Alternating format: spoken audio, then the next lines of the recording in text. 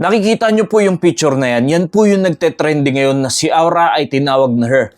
At ito namang si Jack ay hindi sang-ayon sa pagtawag sa kanyang her. At ang rami pong bumatikos sa taong ito. At meron pa akong nakitang isang attorney na nag-post. Hindi na natin siya papangalanan. At ang sabi niya, malinaw na mali si Jack. Nakakalungkot sa panahon natin ngayon mga kaibigan, mga kapatid, na ang pananaw ng mga tao pagdating sa ganyan ay kabaliktaran sa kung ano ang sinasabi ng Diyos sa atin sa Biblia. Na kung yung mga tama, siya nang nagiging mali ngayon at yung mga mali, yun pa yung nagiging tama. At bukod sa attorney na nag-post na yan, ay sobrang dami pa pong bumabatikos doon kay Jack.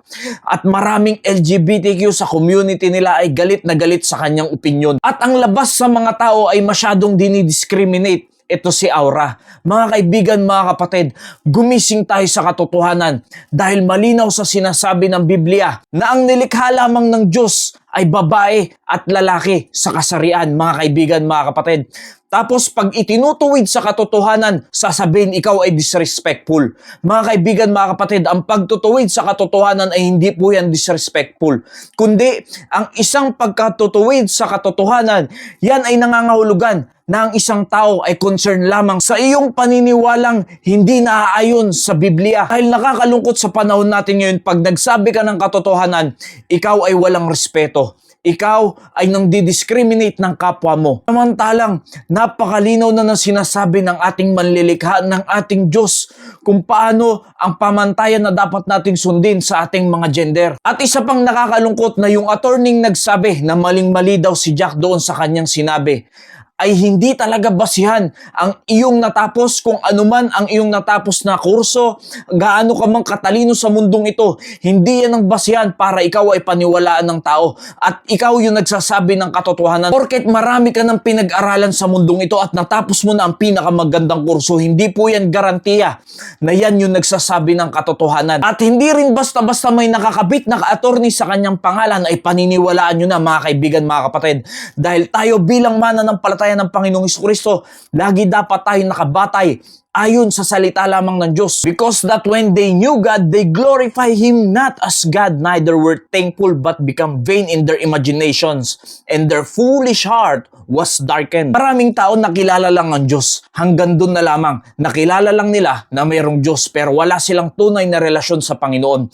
Kahit anong nangyayari, sila ay nadadaya ng sanlibutan. Ang kanilang puso, ang kanilang isipan ay nagdidilim, at ang kanilang mga imahinasyon ay kung ano-ano na ang naiisip, na yung mali sa Diyos ay nagiging tama sa kanila at yung tama sa Diyos ay nagiging mali na sa kanilang imahinasyon, sa kanilang pag-iisip, sa kanilang puso, dahil wala silang tunay na relasyon sa Diyos. Hanggang kilala lang nila ang Diyos pero wala silang tunay na ugnayan. Professing themselves to be wise, they became fools. You see, may mga tao talagang ganyan. Akala nila sa kanilang sarili ang galing-galing na nila. Akala nila sa kanilang sarili ay tama sila sa lahat ng kanilang sinasabi.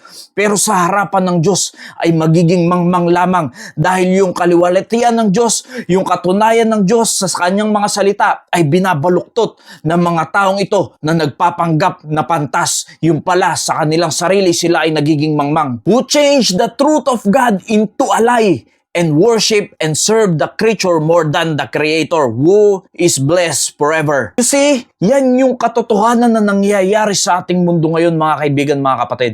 Na kung ano yung katotohanan sa dakila nating Diyos ay pinamamalian na lamang ng iba.